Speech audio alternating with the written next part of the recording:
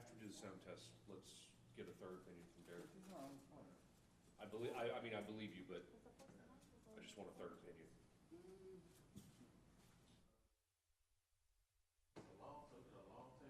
Yeah, and I'm, where else doesn't it?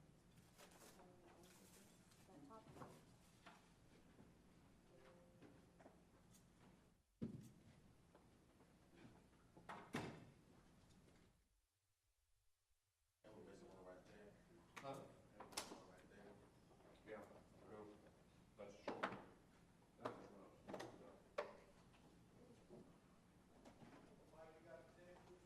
One four and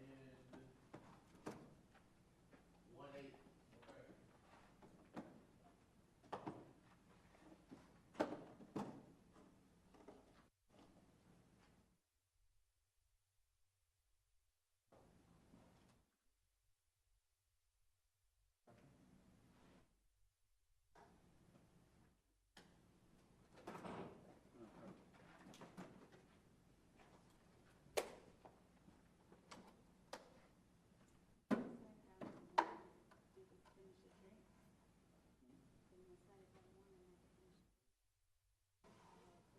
Are they getting cookie?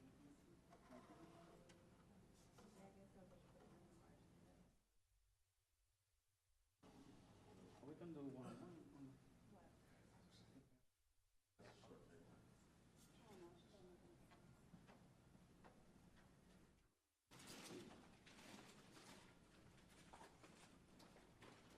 I guess I'll give one lemon bar. I don't know. I guess just do cookies. I don't even know why she wants some of that. She didn't make it.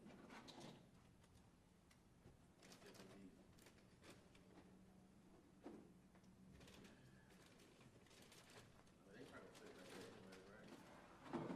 It's still safe to have.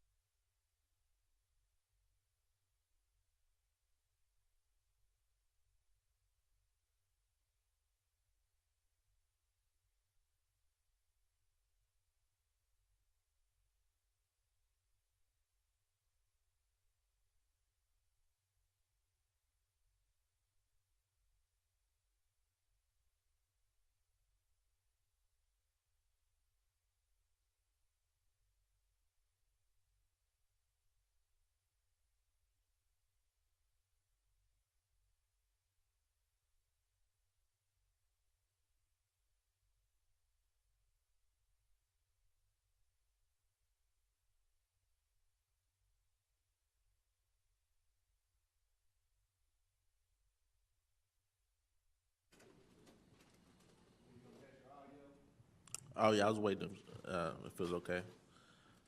Testing 1 4, testing.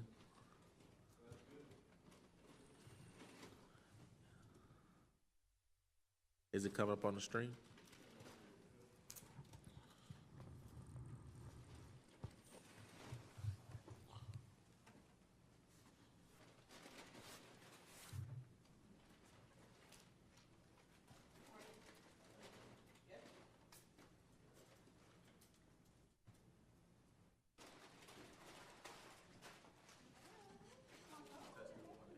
Can you turn 1 8 on?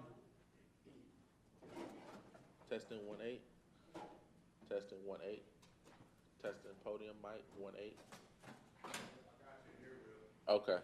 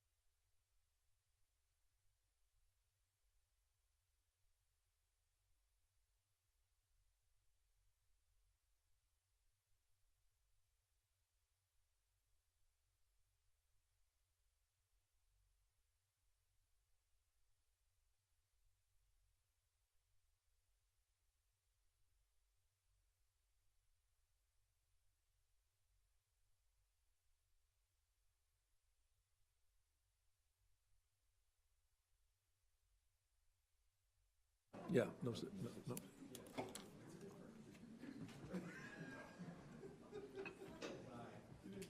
Ready? Good afternoon, everyone. Thank you very much for your attendance today, and again, welcome. Our first order of business is I'd like to call Leanne Franklin up. Leanne, who also is Director of our Pastoral Services, and Leanne. And after that, if you would join me in the Pledge of Allegiance. Leanne. Thank you. It's always a privilege and honor to be here. And I love that our room is full. For those of you who don't know me, I was a chaplain here before, and I moved from Kansas City. I moved heaven and earth to be here because there is only one JPS. And every day I have new things to love about JPS. And I'm not lying because I'm a preacher and I can't lie. But what I loved about last week is how Mr. Early and the executive leadership team brought all leaders into these rooms to talk about the present and future challenges of healthcare. Working at JPS makes us smarter and wiser. And what I love about our leadership is always the eyes are not on the present needs, which are so compelling, but it's on the needs of the community. We see ourselves as serving and being stewards of all our resources for the community. So I love that vision, and I love that you're all here. Thank you. So will you please join me in prayer? Oh, Holy One, thank you so much for this opportunity to gather. Thank you for the opportunity to consider not only our present needs, but also the needs of the future. Thank you for this opportunity to plan and to envision and to collaborate. We ask that you grant us wisdom, grant us humility, grant us a spirit of compassion and community as together we meet the needs of today and we plan to meet the needs for an ever-expanding tomorrow. All this we pray in your holy name. Amen. Thank you, Leanne.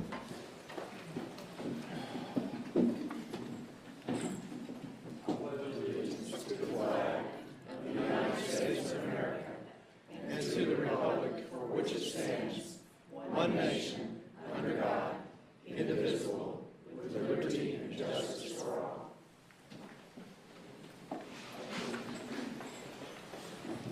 Leanne, thank you for your nice comments.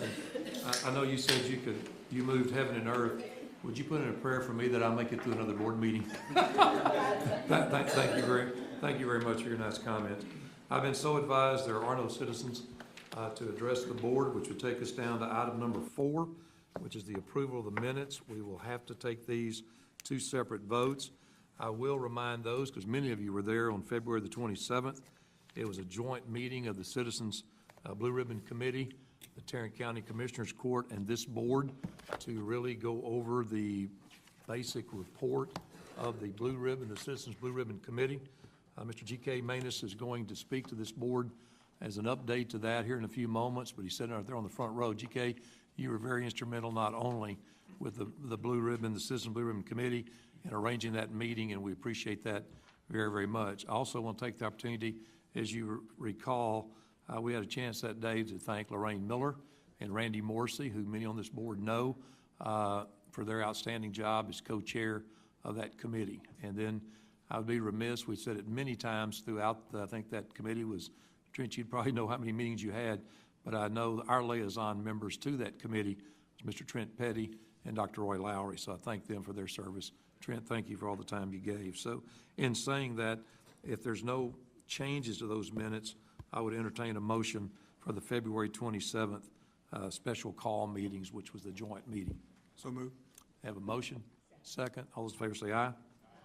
Thank you very much. And then item number B is the March 8th. And again, they were in your packet and on the portal. Should you have any questions, I'll be glad to address them. If not, I'd certainly entertain a motion. So moved. Have a motion? Second. All those in favor say aye. Opposed, no. Thank you very much. Item number 5, we have a pretty full agenda today, and you know there's so many great things that goes on with this organization. I'm sitting here. I know Reverend Emerson's not here. I'm looking at 2 former chairmen over here on my left, Mr. Montgomery, Mr. Petty. So when you sit in this chair, it really is an honor to represent this organization and many, many things throughout this community. But probably the most fun thing is when we get our employees together. I think I advised the board last month we'd held a the best of the best.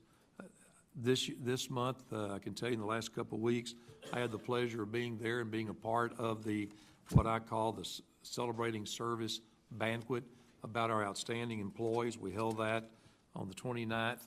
I had a great crowd for dinner and their spouses and significants. At the end of the day, I have to tell you, it was a great evening. And when we have 49 employees with over 25 years of service in this organization. And again, I think that speaks well to the heritage and the reputation of this institution.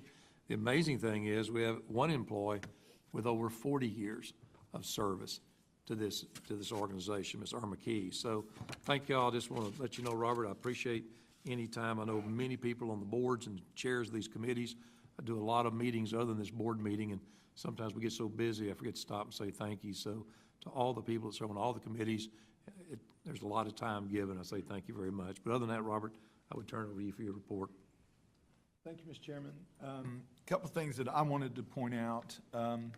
JPS has moved to the number 3 facility in the nation for organ donation and tissue donation.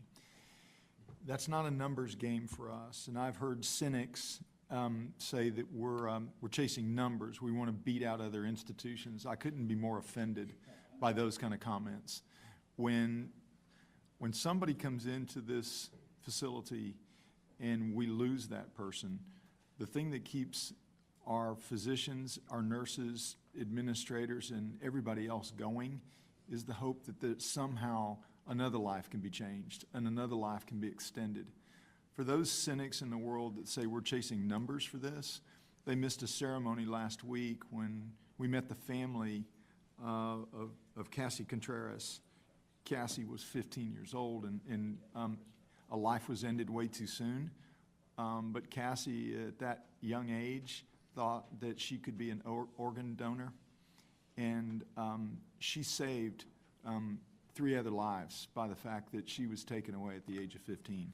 So for those who have any level of not understanding that, I would beg them and tell them please to come to a ceremony and hold the hand of somebody whose family members saved 3 additional people by the tragedy they faced. So it's not numbers, it's people. And I couldn't be more proud of the team at JPS for what they do, and the ICU team in particular, who have to face some of the most difficult issues that you and your family will face, obviously, but those folks up in ICU face it almost every day. And I couldn't have more respect for them in what they do. It was a wonderful ceremony that we had. We had a flag that was raised, and it's raised in the garden next to JPS that we have, and it was a wonderful deal. As the chairman mentioned, we had a wonderful evening celebrating our employees who have been here a while. Those are just neat celebrations, and it's just wonderful when people come out and celebrate working here or excellence awards, and that's kind of what makes us tick. The other thing which is wonderful, we had 72 physicians who are credentialed and privileged here at JPS in Fort Worth Magazine for top docs. That's a neat situation. It's recognition for JPS and the kind of people we know we get to work with, but it's awfully nice in the community when others recognize it. They're not put in the magazine because they asked to be put in the magazine. They're put in the magazine because their peers suggested they be in the magazine. So that's a neat award for them to get, and we're honored to work with them. The last thing that we did is we had Doctor's Day. Doctor's Day was a really fun celebration that we had right here in this room. And we asked our doctors to come out, and everybody on the executive team served them because they serve others every day. So we were able to serve them. We had some kind of quiche stuff that everybody seemed to like. I'm not a quiche fan, but they had quiche. And then they had some other things that were there. But everybody had a good day, and it was a really nice morning. And Dr. Schrader, I want to thank you and the other doctors. As president of the medical staff, we had a much greater turnout this year, and what was also interesting is after we had the luxury of providing that food, how many people stayed to talk and to have that discussion, which is evidence of why you probably need a better milling area or a food court or something here at JPS, because a lot of things transpire when you sit around over food and chat and talk. And it's really tough in this facility to have that kind of dialogue, but one day, maybe one day. But thank you, Chet, for bringing your folks in. The last thing I want to mention to you is actually the fact that I had an omission, and I think I owe this to myself. I think I made a mistake, and I want to admit that and tell Mr. Norad that in particular. Mr. Norad made a request for an item to be put on the agenda. And I did not read my bylaws significantly enough as a good lawyer would read the bylaws, and didn't know that a huge amount of that authority was housed in me. So that dealt with the issue of mission and vision statement. And if you all will recall from my evaluation of 4 years ago, that's a subject matter that I am slightly sensitive to, because I came to y'all with a mission and vision statement and y'all said, that's not your area.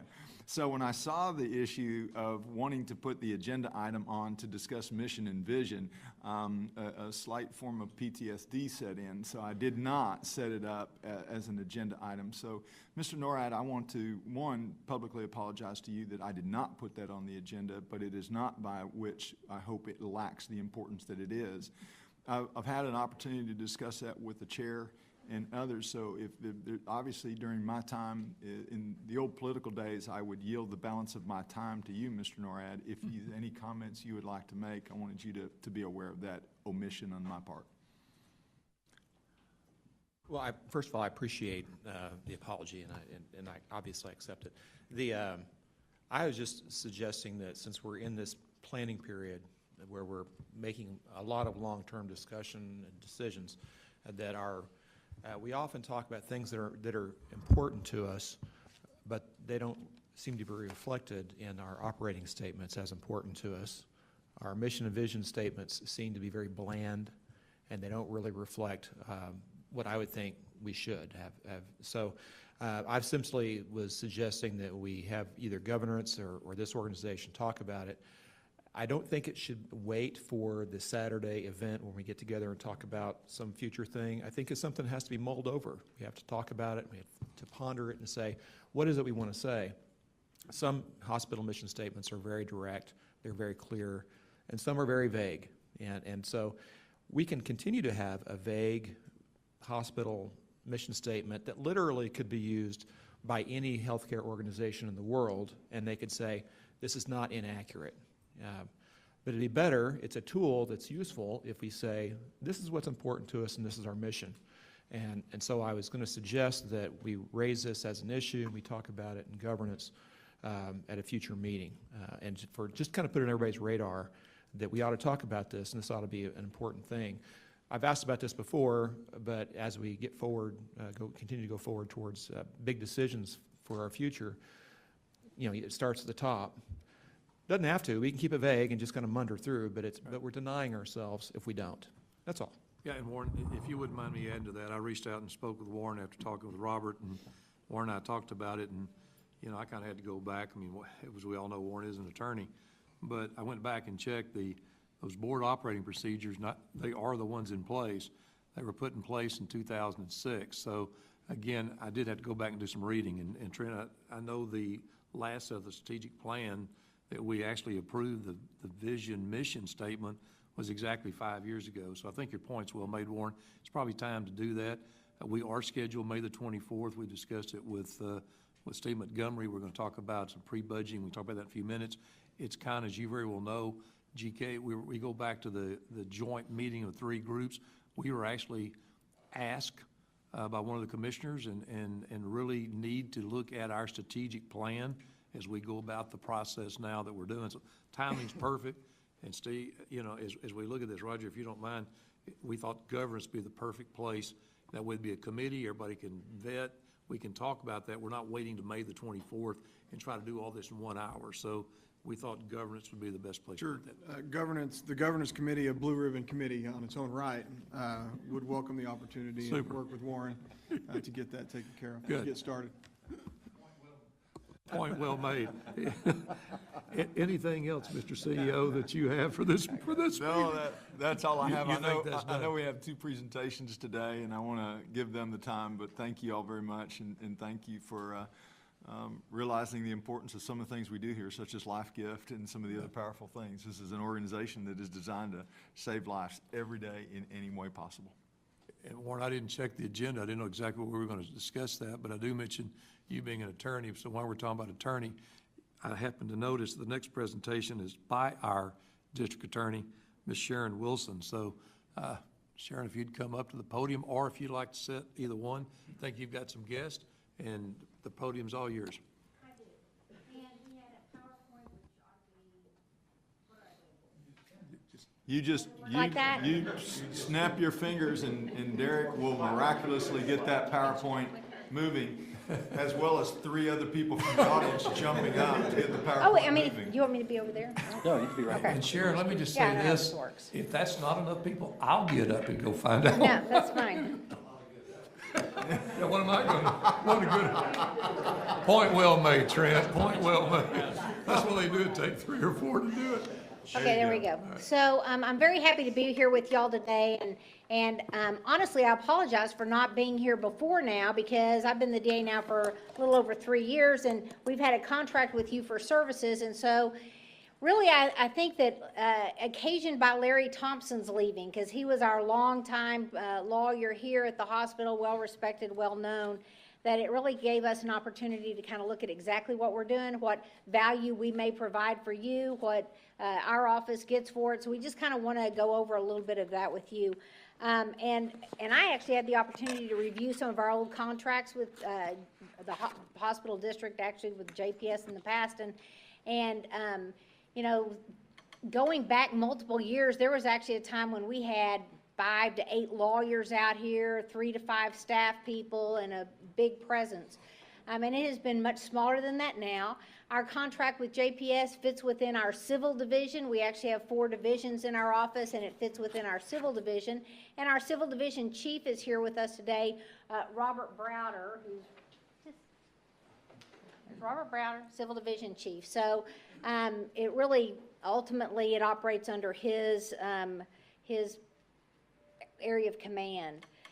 So we actually have a contract. We have a pretty limited contract with you all, and I wanted to go through it because, you know, what is that relationship like between us?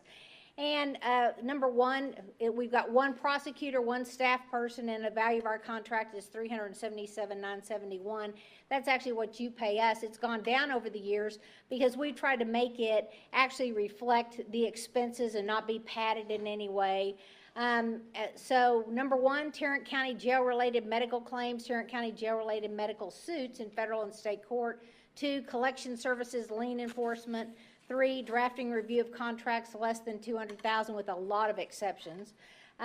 D, 4, informed consent issues and issues relating to organ donation and tissue procurement, medical malpractice claims and suits, risk issues, emergency medical treatment and active labor act issues, and additional matters upon which either you all as the board of managers, general counsel, or we all agree to do. So here's basically what we received from payment, and I've kind of really just focused our data on the last 5 years. So 2014, we were at a high at that point, a budgeted of $449,000, and we're down right now to $377,971. And honestly, it may go a little bit below that, just because as we try to make that income or that cost match our costs. We have a new lawyer who doesn't have the years of seniority that Larry had, and that's a good thing, but it's also a slightly less expensive thing, so that's good too. One of the things that we do for you in subsection B of our contract is collection services, and we talked a little bit there about what our collection amounts are that we've done for you in the last 5 years since 2014. And we're kind of at an all-time high. We're proud of that. The last couple of years have been great years. We do contracts less than $200,000, and it tells you a little bit in this next graph, not just the number of contracts that we're assigned, but the ones that we actually get reviewed and out in that year, and the length of time, the average turnaround time for the review of those contracts. That's important to us because as long as we have this contract, we want to be of service to you all in a timely fashion. E is the medical malpractice claims and suits, and So, you know, there just aren't a lot of medical malpractice claims and suits. That's great. And so there are the numbers for that, and we handle those for you. So here's a snapshot of 2017. Collections, we had 501 cases opened. We closed 400 of those. The total collected was over 4 million, 4.2 million. We reviewed 282 contracts. We had 14 active claims or lawsuits, and 2 of those lawsuits actually settled. We currently still have 2 active lawsuits, but 2 of the ones that settled last year settled, as you can see, for quite a bit less than what the reserve amount was. There are other contract provisions, Tarrant County jail-related medical claims and suits, and those are actually claims against the district or an employee of the district. Because obviously, we already represent Tarrant County, we represent the sheriff, so we're involved in those. I can tell you that in 2014, we had 9. In 2018 to date, we have 0. Last year, we had 4. Issues regarding informed consent, organ donation, and tissue procurement.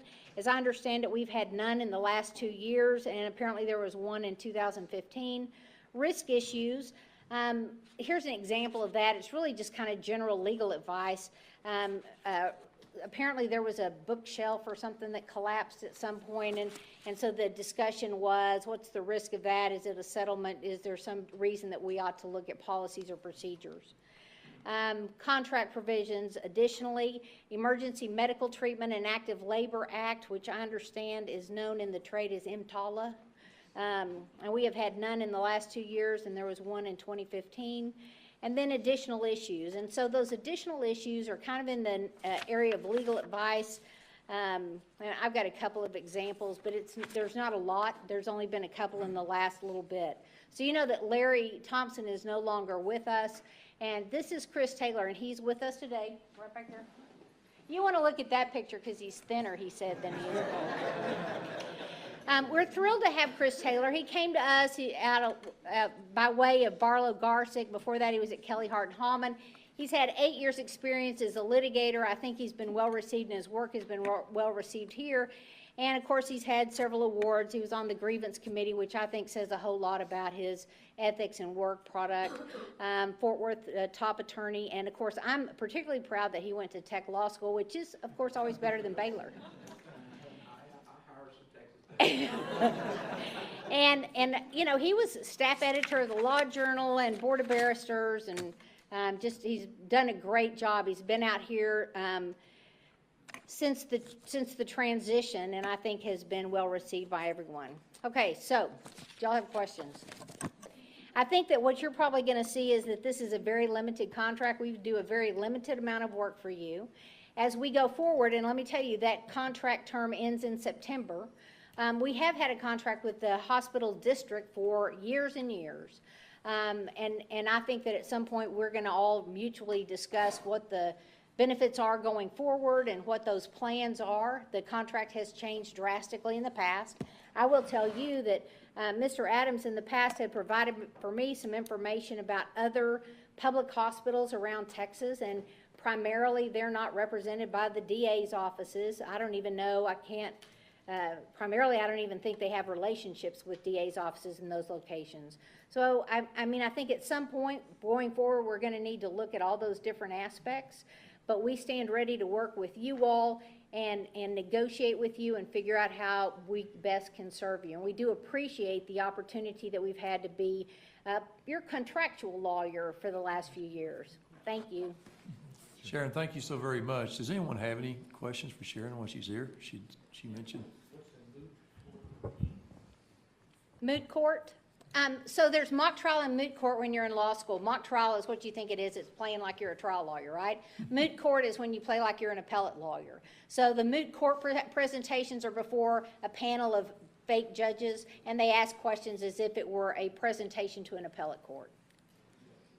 Charlie.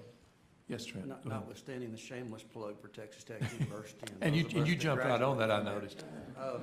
I'd like to say, Sharon, thanks for coming. Yeah. But also, you know, I didn't realize that Larry had retired, but I had a chance to work with Larry a lot when I was chair. And boy, he did a great job for this district and really have had incredible support and work with the DA's office. And I think we've been very, very fortunate to have them. And the work has been great. Their collections are off the charts and always have been. So just thank you on behalf of all of us. You're welcome. Y'all done a great job. Thank you. Ms. Wilson, I will also tell you that even though, Chris, you were introduced as the newer and cheaper Larry Thompson, I will tell you that your time here has been well received by folks at JPS. We appreciate you and your willingness to be a part of the JPS team, as we will, you know, all the legal staff that we have. But thank you for being here, and Sharon, thank you for the appointment of Chris. Yeah. Let me add one thing. The reason that we can lose Larry Thompson and not skip a beat, honestly, is because we still have Julie Creamer. Julie, would you stand up? Yeah. So she's the paralegal for JPS for years. Thank you.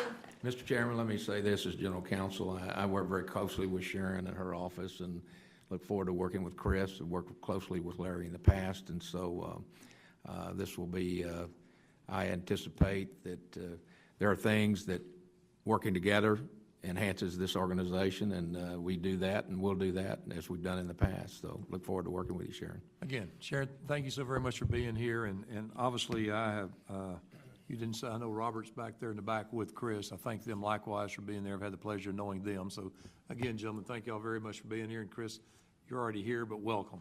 Thank you so very much. Again, you mentioned it may have been a couple of years. You know you're welcome here anytime you want to talk to this board, so thank you very much for being here.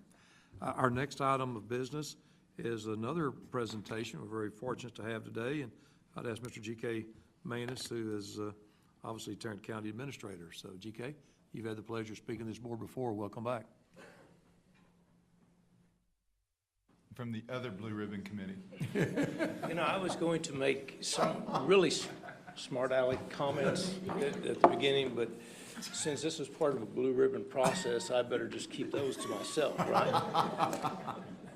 We did wear blue shirts today. I know, that's. GK and I do have our blue, well, yeah. There you go. Yeah, before I get started, I'd like to say two things. First of all, Mr. Chairman and members of the board, thank you for allowing me to come and talk with you today. I really appreciate it. Apparently, whenever I show up to some of your meetings, some of you have concerns. I was talking with Mr. Petty earlier, and at first he thought that something must have gone awry for me being down here, and I said, no, I've just come for more money. And he said, don't tell Mr. Adams that, because Mr. Adams thinks we're going to ask you all to buy more fire trucks for us. That's been a long discussion between you and I've lost that discussion every time. Yes, you do. Well, what I'd like to do this afternoon is just very briefly bring you up to date on some of the things that we're doing with the results of the Blue Ribbon Committee, and also to tell you that this past Tuesday I made a presentation to the Commissioners Court, and I really want to go back to the February 27th meeting. And Mr. Powell, you referenced that earlier today as the joint meeting, and I think the key word in there is joint. Okay, so let's talk a little bit about that. One of the things that we've always said, that the partnership between the Commissioners Court and the Board of Managers is extremely important. And when we went to the point that we began to develop the strategy, if you will, that was developed by the Blue Ribbon Committee, and then finally brought to the board and to the court on the 27th, it was very obvious to staff that this would not be an effort that would be solely a Commissioners Court effort, nor solely a board effort, but a true joint partnership as we went forward. And so if I could just review a little bit of what we've done, and then talk a little bit about how we see how we move forward with this process. Also a note that at staff level, we don't know everything. In fact, sometimes people question if we know anything. And what we seek also is your input. Okay, so if you feel like we're going the wrong way, if you can have if you can make comments on how we can improve our processes, then we look forward to that. So as you know, on February 27th, we had a report to the joint group of the board and the court as related to the results of the Blue Ribbon Committee. Mr. Petty, I want to thank you for sitting on that committee and really having a lot of input on that. Mr. Wynn, you were also there, and your input was very well received, and it helped guide us as those citizens, those community citizens, really looked at really two things. They looked at, first of all, the overall health of Tarrant County, futuristic health, and then help try to determine what role JPS was going to play in the delivery of healthcare services, not just in the next 5 years or 10 years, but in 20 years, 30 years, such as that. Those were 12 community citizens who came together and were very diverse in their thought process, and went through and put in the time that was necessary to go ahead and come up with recommendations, and they came up with 7 recommendations. And I think the interesting thing, and probably one of the most important things about those recommendations, is that those recommendations were made unanimously by the entire board. And the board, as I said, consisted of a very diverse group of our citizens. Since that meeting on the 27th, the board and the court asked us to come forward and talk and to provide you all with information as approximate costs as related to capital improvements for JPS. We provided those to the court and the board in early March, and so we've met our deadline. And so those are the things that we've done in the past. What we're looking for now is how we move forward. And we outlined some things that we thought that were important that we begin to analyze, gather data, so that a decision process could occur involving both the board and the court to determine how we structure a bond package, if we need a bond package, and I believe we do. It was unanimous with the board that there are some critical infrastructure needs of JPS. But also to answer some questions that any good planning process is going to require.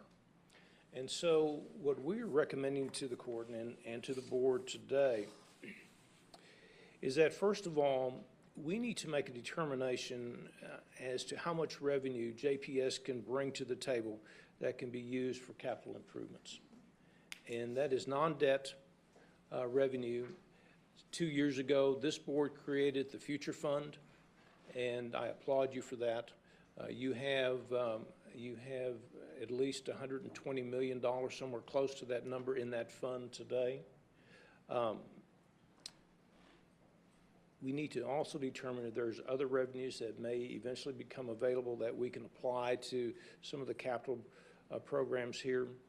I think it's important, though, and we stress this with the court, that regardless of whatever these amounts are, the one thing that we have to keep in mind and ensure is that JPS must maintain a very strong financial position at the end of the day. You all have been very good stewards of the public's money in running this organization, and you're to be commended for that. And we want to make sure that nothing happens to injure or to cause that to be depleted as it relates to your financial strength. It's critically important. Second of all, I think that we need to begin to determine just how much how much debt JPS can issue, and have that cost of debt be covered by increased value in the ad valorem value. This board has historically, along with our Commissioners Court, said that any debt service that may be issued has to be issued with the understanding that there would not be an increase in the tax rate. In fact, the court, at that moment when I made that comment to the court the other day, they were very strong in telling me that absolutely, that's what had to be. And even as some refer to it, that's the golden rule that not only this board has indicated, but it's also the golden rule that our Commissioners Court has advocated in all of its bond package in the past. One of the things that we saw as we went out to our community listening groups was the need for community health centers. And community health centers, you have 40 different facilities, and they all provide a different level, or some of them provide a different level of service than others. And so we believe that it's important that we identify what types of services the new centers may include.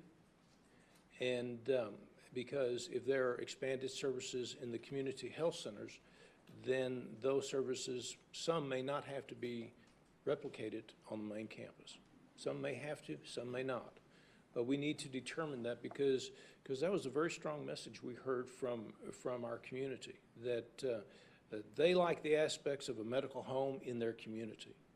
And it eases the transportation issue. It truly becomes a medical home. And that's very important. We also need to understand that whenever we build new facilities and put new services out there, that there's a cost that's associated with that. And that we're going to need to make sure that we understand what it's going to cost, or at least approximately what it's going to cost to do the operations of the centers. And quite frankly, that doesn't just apply to the centers, but it applies to every facility that we will eventually build here. We looked at the behavioral health facility. This was another element that was strongly encouraged that the district move forward in. The same type of approach that we've asked at the community health centers that we also look at our behavioral health facility, determine how large the facility can be, what types of services you're going to provide, and last but obviously not least, the importance of knowing what the cost of providing those services are going to be. We don't want to build buildings and then not have the monies available to operate the buildings. It's pretty clear. I can talk about the hospital tower, the ambulatory center, and the cancer care center, and it's basically the same thing. We just need to do an analysis on all of those facilities. There was an issue that was raised in the 27th meeting, the February 27th, and that concerned the possibility of doing some activities as related to P3, or as we refer to as a public-private partnership. And I know to satisfy my bosses and probably to satisfy you all also, we need to do an analysis on that. There's certain things that you don't want to do with the P3. There may be opportunities that we look at that we can do with the P3. Even though we can do it with that type of service, we need to make sure that it's the right thing to do for the hospital district. And if we can, well, then we ought to at least consider it. You know, we talked today already about and we focused mainly on capital improvements for JPS and the hospital district. There was a second element and an equal element of the Blue Ribbon Committee's purpose, and it was to look at the futuristic healthcare needs of the county as a whole. The key to that is that it's the county as a whole. It's not just for a certain level of clientele, it's for the entire county. And so we believe that now is a great time to begin the process of really structuring a strategy on how we might approach a community health initiative.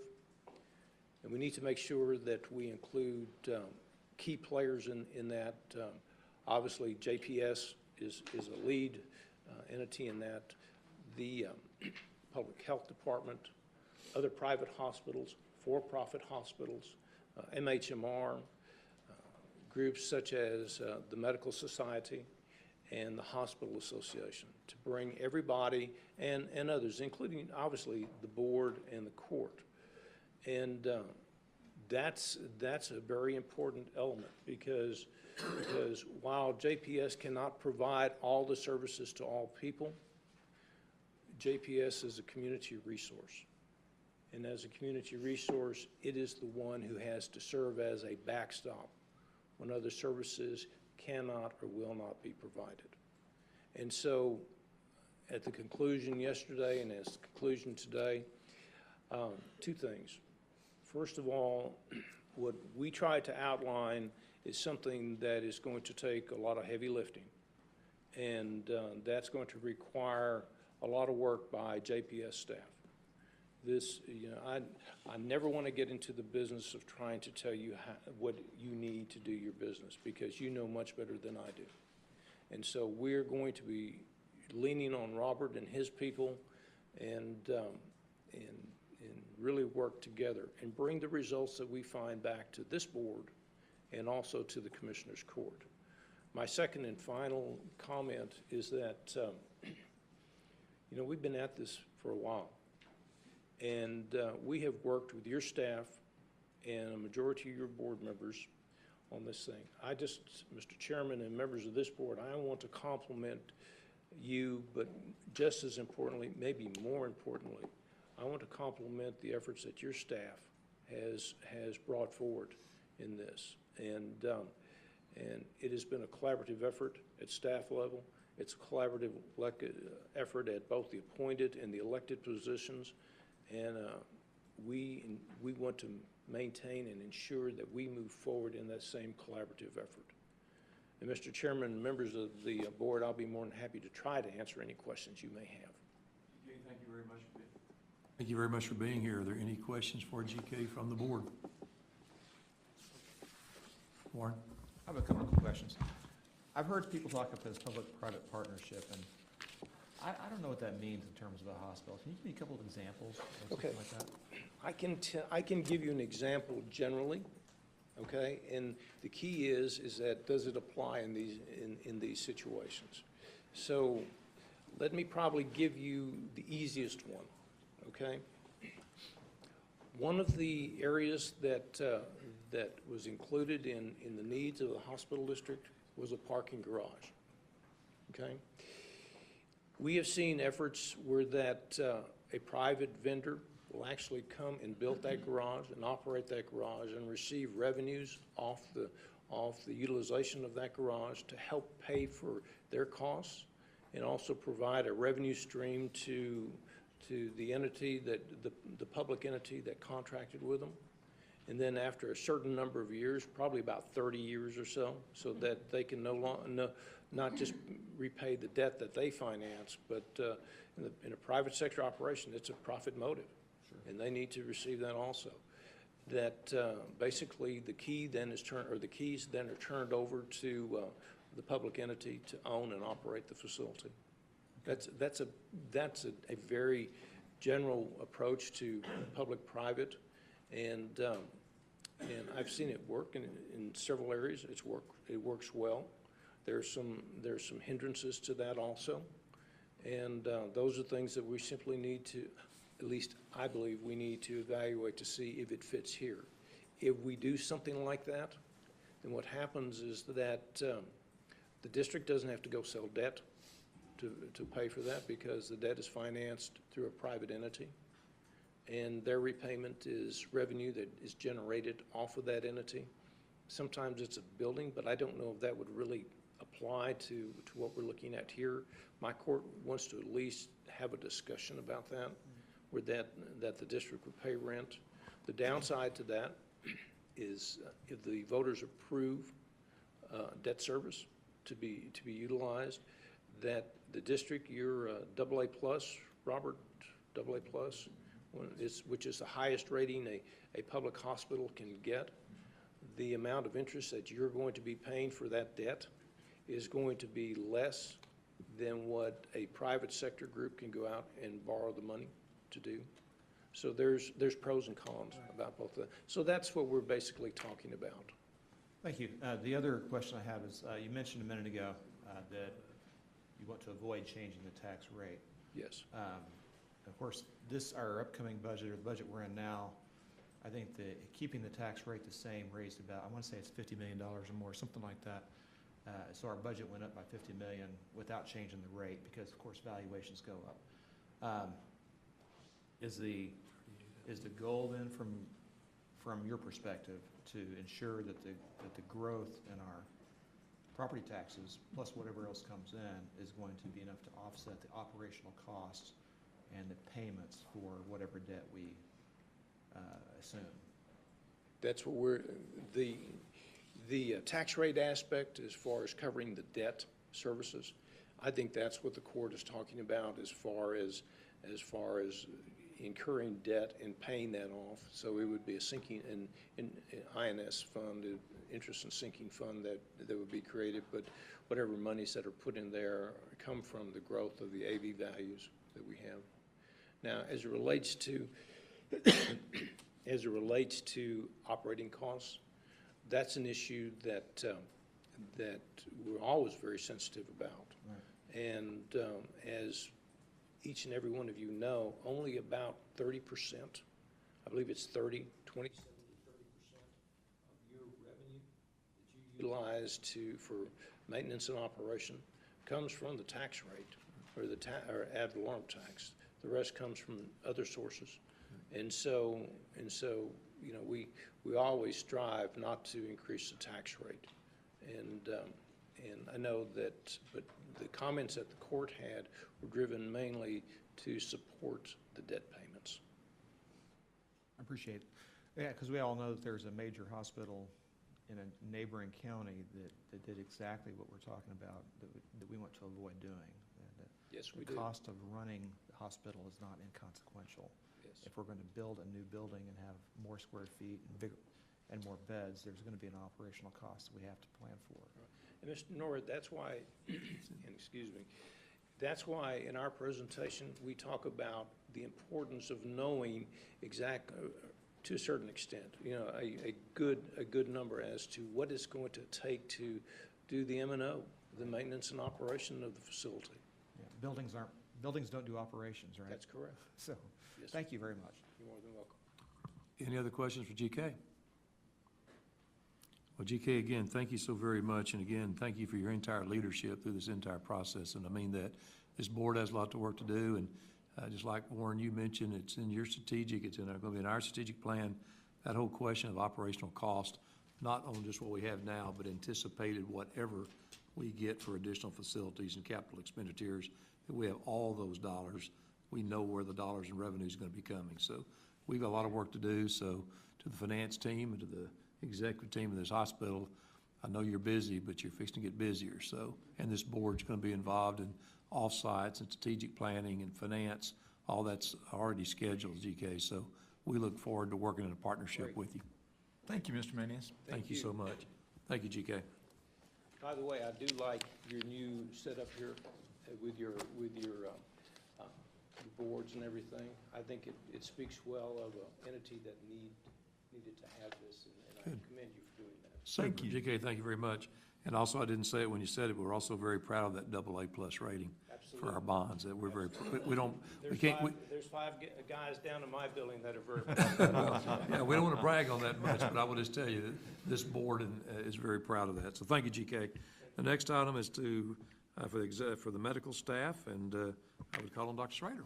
So outside of a thank you for the Doctor's Day, a sincere thank you from the medical staff to the administrative team that served, and a special personal thank you to the person who continuously got me coffee all morning, almost pushed it. Outside of that, no update, and we'll just refer to credentials in closed session. Great, thank you so very much. I was going to say something. It was Dr. Schrader that wanted the quiche that you were talking about. Is that it? I knew the quiche had to come from somebody. Yeah, it was Dr. Schrader. Next, I'd like to call on item number 10 from the acclaimed physician group, Ms. Diana Pratchell, if you'll come up, Diana.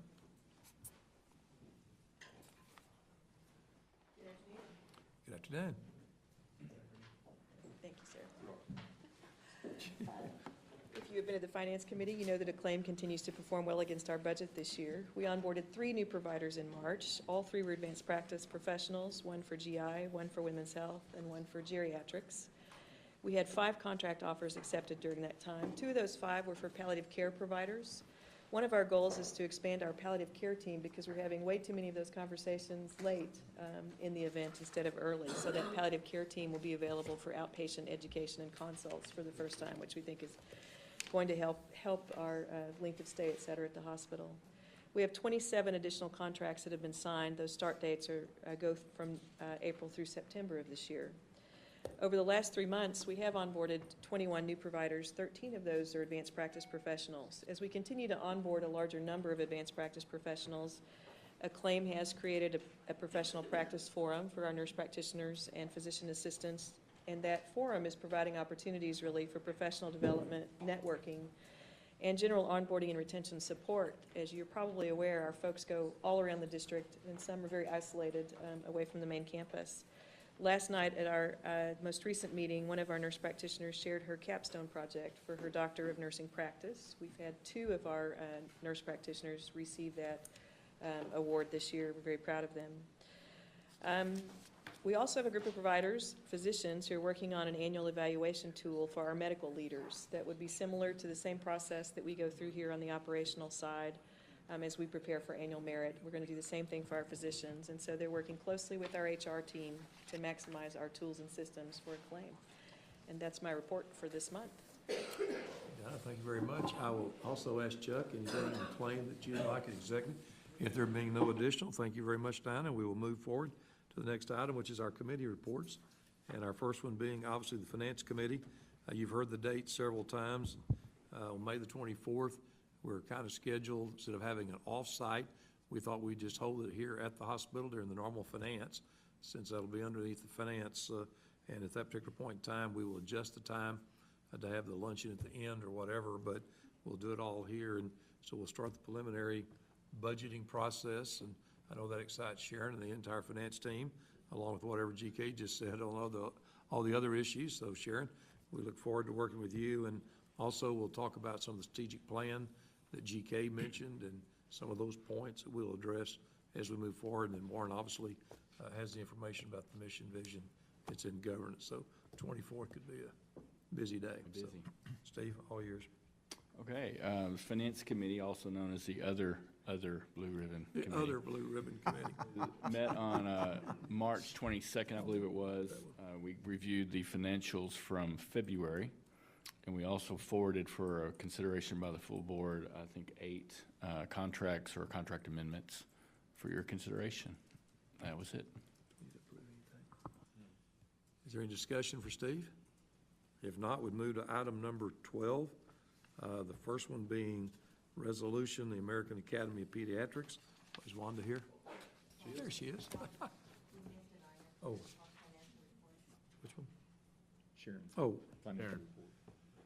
Sharon, we were talking about so much. Anything you need to do as far as financial report or? If you want to pass on it, that's fine. We did a full report at. Finance. Steve, I think you had the full, anything else you need to add? No, sir. No. If that be the case, we'll move forward then. So, Wanda, thank you very much. Good afternoon.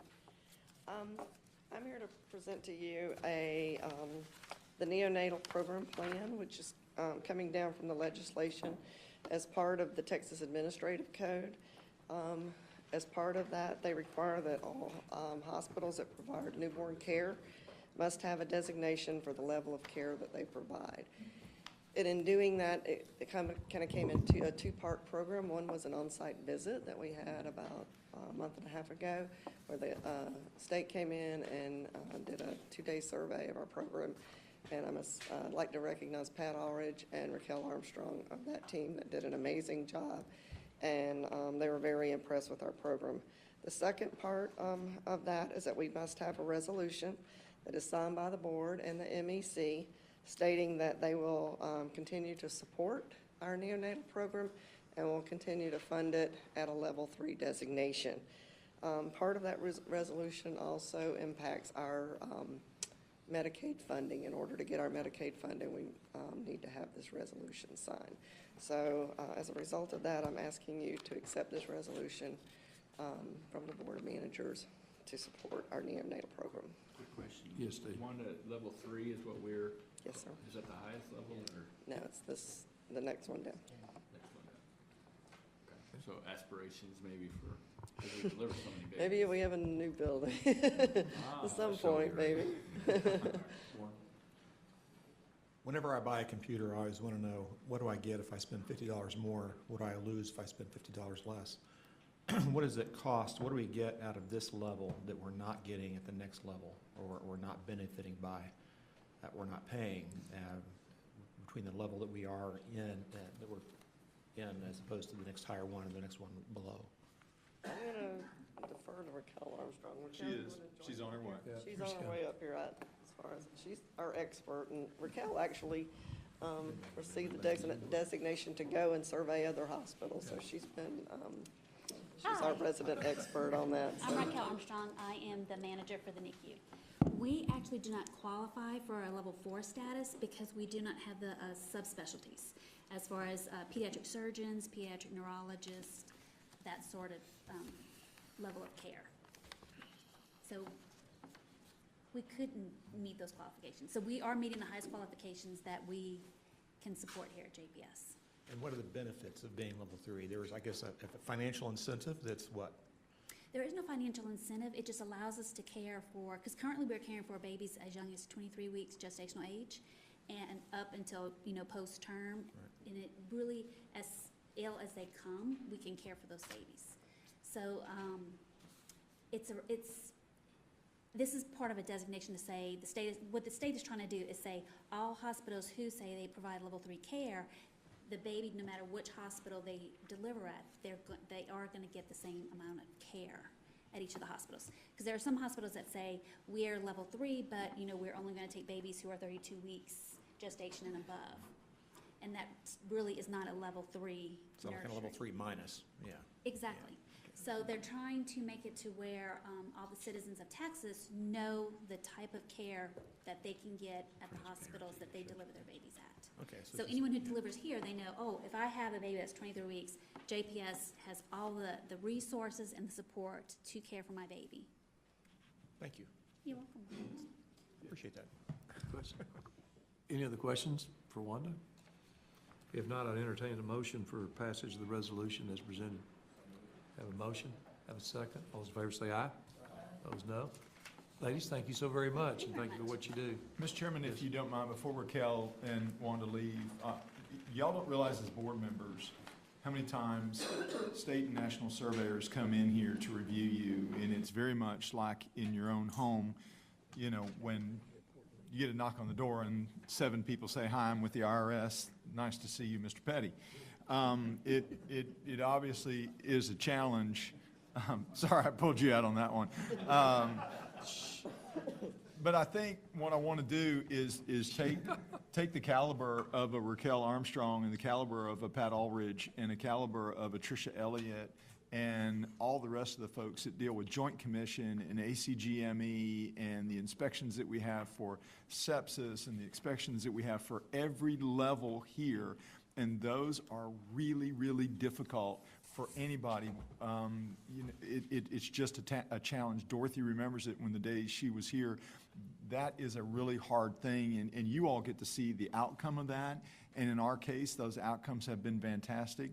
But the hardworking folks like Raquel and Pat and Tricia and Wanda and others that make that happen so you all get good results shouldn't go unnoticed, and I can't thank y'all enough. Thank you. Again, ladies, thank you so very much. Which takes us to item number 13, which is the consent agenda, which obviously was on the portal and has been, all these have been addressed by committees upon their recommendation. If there's any discussion, we'd be glad to, or pull off. If not, I'd entertain a motion for approval. Have a motion, Mr. Petty, a second by Dr. Weber. All those in favor say aye. Thank you very much. Next item of business is any report from legal counsel, Mr. Adams? Yeah, a couple of things. The pursuant to Mr. Montgomery's, the policy, the Finance Committee report that posted to your website is a list of the contracts for the month of February that were under $200,000. There were 22 of those. When you look at the report, we've added a column. Anything over $50,000 is presumed to be bid. Obviously, if it's less than that, it does not have to be bid under the County Purchasing Act and your policies, which are consistent with that act. We are now reflecting if an RFP went out or if it was over $50,000, it fit within an exception. So you'll note that any contract now that's over $50,000 on that list in value, it's either been bid or it fit in an exception. The other thing consistent with this board's amendment of Mr. Early's contract authority, increasing that from $200,000 to $500,000. There was one contract that was between those two figures in the month of February. So that, and then I have one action item. We have an easement. This is related to the Northeast Clinic. This did not go through finance, Mr. Montgomery, but it came in at the last minute. Unfortunately, it had been sitting on the contractor's desk since November, and at the last minute, they came in and sent it to us and said, well, we don't have it, it's going to delay that project for 30 days, and talked to Mr. Rule, and I decided that we needed to get that done. We thought you would want that done as well. And so there's an easement. It was posted to the website last Friday. It's a standard easement, utility easement, but they got to have it before they can actually complete the building. So I need a motion to approve that easement. Thank you, Mr. Adams. I have a motion. I have a second. All in favor say aye. Thank you very much. I was noticing Ms. Barksdale sitting there. I'd hate for you to have to go back to Commissioner Fickus so we can't get electricity. So that would not be good. So No, I think Mr. Petty might have some problems with that too. Yeah, let's just say that I'm glad we can get electricity.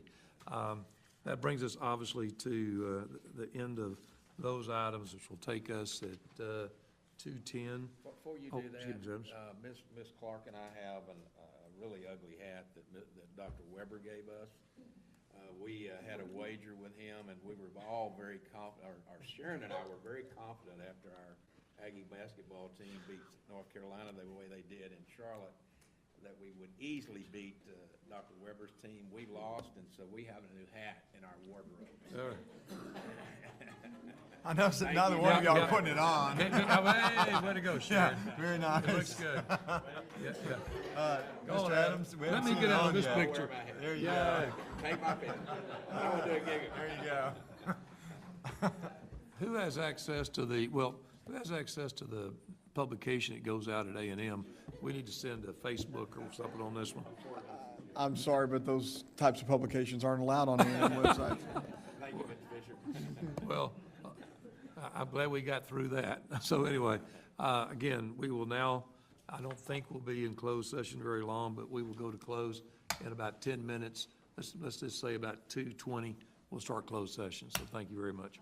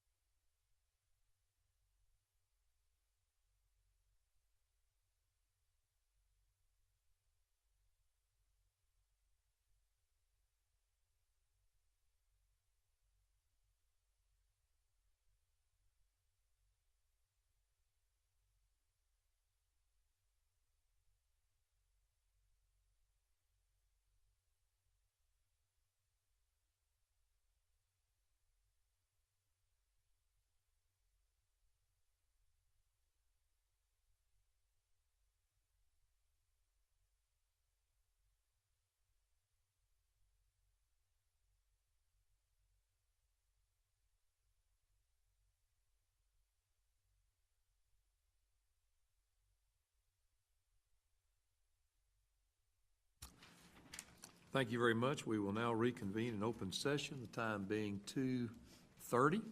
And we've had a lengthy day. I appreciate everybody's input and engagement. We've certainly had 2 additional presentations made today by the DA's office and also by the county administrator. Appreciate them keeping us up to date. Appreciate them being here. Is there any other business to come before the board? Then if there not being any, I see none, we will stand. I need to request consideration of the board Oh, for yes, the credentialing. privilege. Sorry about that. There is. Dr. Upper, thank you very much. I have a motion, I have a second. Mr. Petty, all those in favor say aye. Aye. Now there being no additional business to come to the board, thank you all very much for your attendance today. We stand adjourned. Thank you. All right.